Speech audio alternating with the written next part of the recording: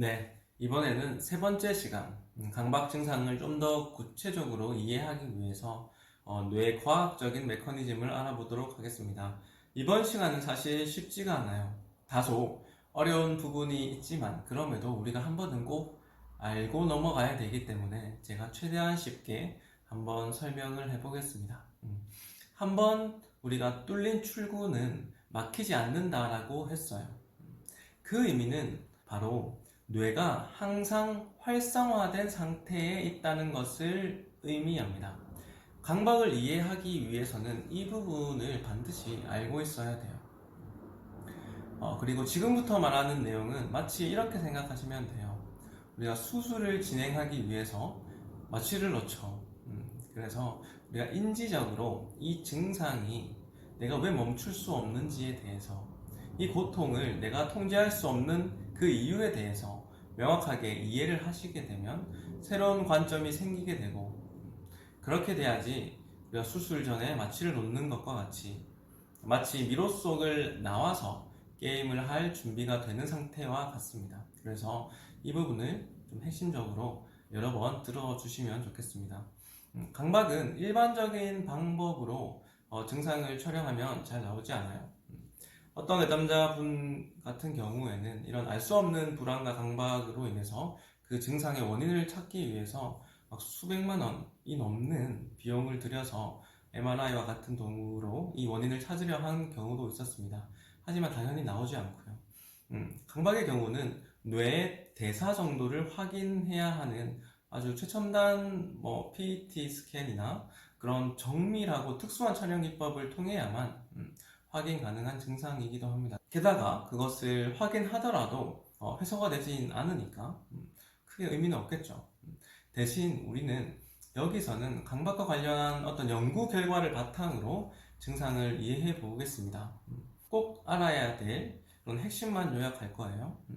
우선 이것을 이해하기 위해서 세 가지 부위만 꼭 기억하시면 됩니다.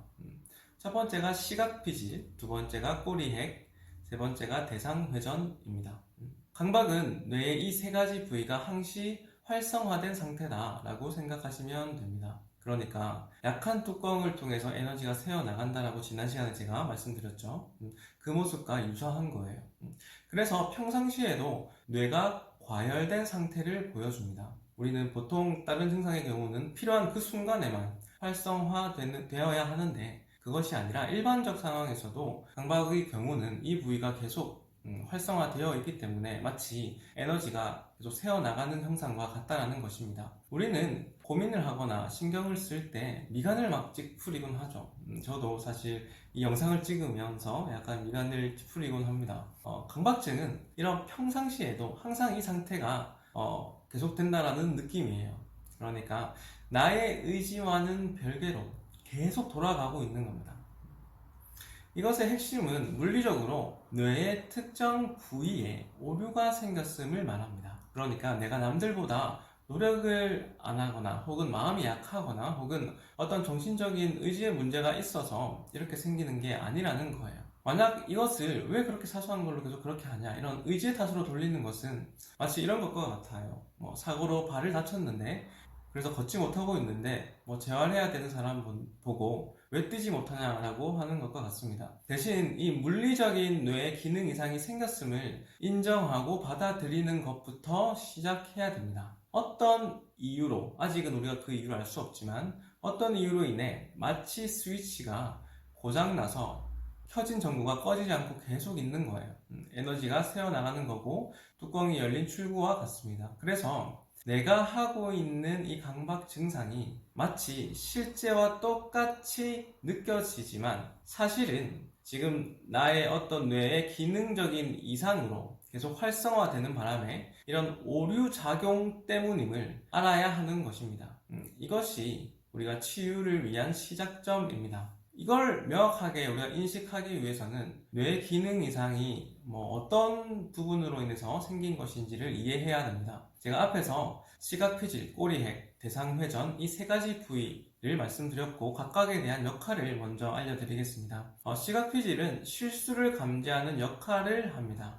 옳고 그름을 판단하고 접근해야 할지 회피해야 될지와 같은 그런 결정을 하도록 돕습니다. 꼬리핵은 이러한 사고에 대한 기여를 변속하는 기능을 합니다.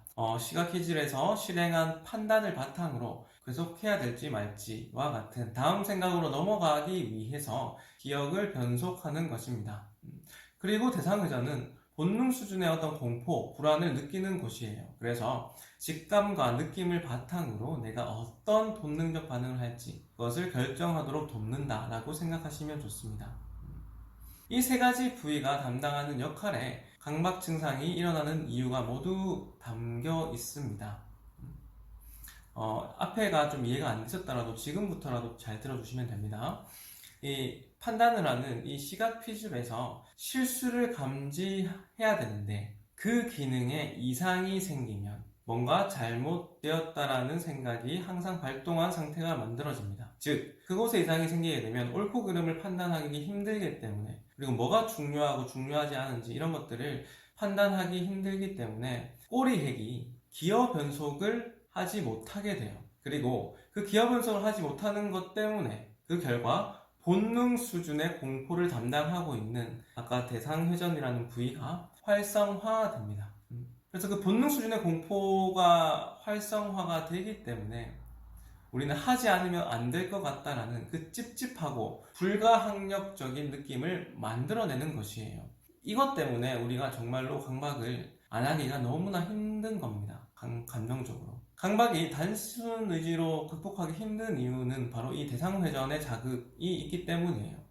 마치 지금 당장 내 앞에 사자나 뱀이 코앞에 있으면 누구나 공포나 불안을 느끼지 않을 수가 없을 거예요. 너가 느끼지 마 라고 해도 안 될 거예요. 그야말로 본능 수준의 반응을 담당하는 영역이기 때문에 도저히 내가 그냥 있고 그냥 지나가고 싶어도 그 찝찝한 느낌을 떨칠 수가 없는 거예요. 특히 이것은 인간의 가장 근원적인 본능을 자극하는 부분이고, 그래서 많은 강박 증상이 오염, 안전과 같은 나의 생존과 연관한 가스 밸브를 잠근다거나 이런 것과 연관된 반응을 보이곤 합니다. 그리고 강박증 환자의 대부분이 사실 죽음에 굉장히 민감한 반응을 보이는 그 증상이 있는데 그것과도 연관이 되고 있어요. 이 죽느냐 사느냐가 아주 큰 관심사가 되는 것이고, 죽음에 민감하게 반응해서 건강염려증이 생기기도 합니다. 타인의 공포와 위험이 나에게로 전염된다는 것이죠. 강박이 사실 전염과도 굉장히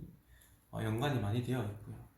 제가 오늘 말씀드린 이 세 가지 부위가 계속 오류가 나서 기능 이상으로 인해서 계속 활성화가 된 상태다. 마치 문이 닫혀야 되는데 문이 계속 열려 있는 상태다. 그렇기 때문에 그 안에서 본능 수준의 공포가 계속 자극되고 있기 때문에 내가 이것을 내 의지로는 견뎌내기가 굉장히 힘든 것이다 라는 이 부분에 대한 이해를 첫 번째로 꼭 하셔야 됩니다. 좋습니다. 그리고 이것을 통해서 우리가 다음 과정으로 또 넘어갈 거예요. 네. 또 다음 영상에서 뵙겠습니다.